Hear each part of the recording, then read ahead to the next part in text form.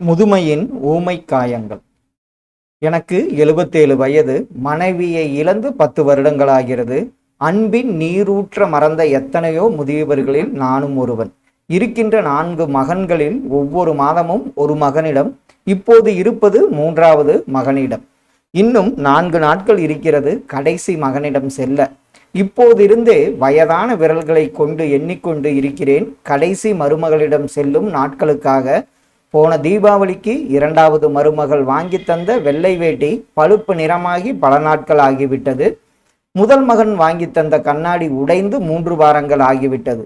இப்போது இருக்கும் கோபக்கார மகனிடம் கேட்டால் என்ன சொல்வானோ என்று பயந்து கண்ணாடியை ஒளித்து வைத்துவிட்டு வெறுங்கண்களோடு தடுமாறி கொண்டிருக்கிறேன். கடைசி மருமகளிடம் சொல்லித்தான் மாற்றிக்கொள்ள வேண்டும். இன்னும் 4 நாட்கள் தான் என்பதால் எல்லோரும் வேலைக்கு போன பின்பு என்னுடைய வேட்டி ஜிப்பாக்களை துவைத்து வைத்து கொள்ள வேண்டும். துணி துவைக்கும் மிஷின் இருந்தாலும் என்னுடைய துணிகளை தனியாகத்தான் போட வேண்டும் என்று சொல்லி அவர்களின் ஆடையோடு கூட ஒட்டவிடாமல் ஏனோ அந்நியமாக வைத்திருக்கிறாள்.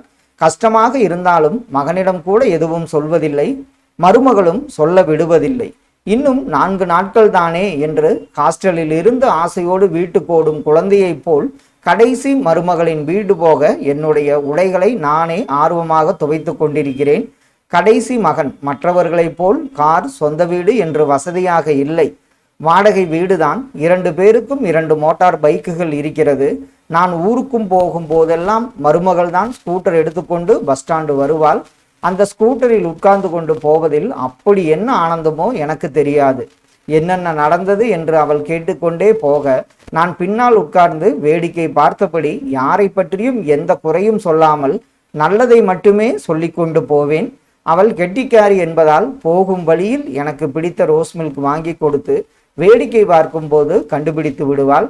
வீட்டுக்கு போனதும் என்னுடைய கட்டை பையை ஆராய்ச்சி செய்து மருந்து மாத்திரைகளாவது சரியாக வாங்கி கொடுத்திருக்கிறார்களா என்று தேடி பார்த்து திட்டுவாள்.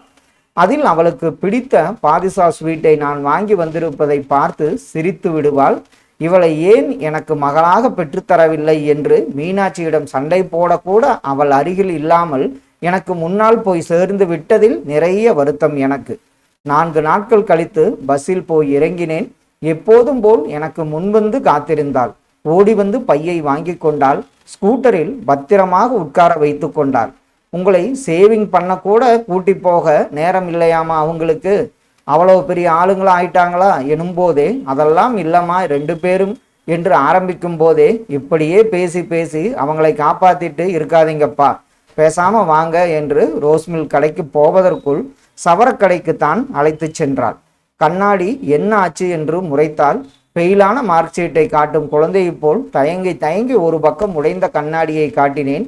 கோபத்தை வெளிக்காட்டாமல் கண்ணாடி மாற்ற அழைத்து சென்றாள். இதுக்குத்தான் உங்களை அனுப்ப மாட்டேன்னு சண்டை போடுறது புரியுதாப்பா என்று முறைத்தால் என்னிடம் பதிலில்லை. ஊர் உலகத்துல யாரும் எதுவும் சொல்லிடக்கூடாதுன்னு பெருமைக்கு கூட்டிட்டு போறது, அப்புறம் உங்களை கஷ்டப்படுத்தி அனுப்புறது, இதே வேலையா போச்சு எல்லோருக்கும் என்று முணுமுணுத்து கொண்டு கண்ணாடியை மாற்றி கொடுத்தாள். துணியெல்லாம் சுத்தமா துவைச்சிருக்கு, நீங்க தானே துவைச்சிங்க, பொய் சொல்லாம சொல்லுங்க என்று டீச்சரை போல் முறைக்க என்ன செய்வது என்று தெரியாமல் பாதி பற்களோடு சந்தோஷமாய் சிரித்தேன். அவளும் சிரித்து விட்டாள். எனக்கு தேவையான எல்லாவற்றையும் வாங்கி பையை நிரப்பிக்கொண்டு வீட்டுக்கு அழைத்து சென்றாள். ஸ்கூட்டரில் உட்கார்ந்து செல்லும் போது லேசா மயக்கமா இருக்கு, சாஞ்சுக்கிட்ட மாமா என்று கேட்டேன்.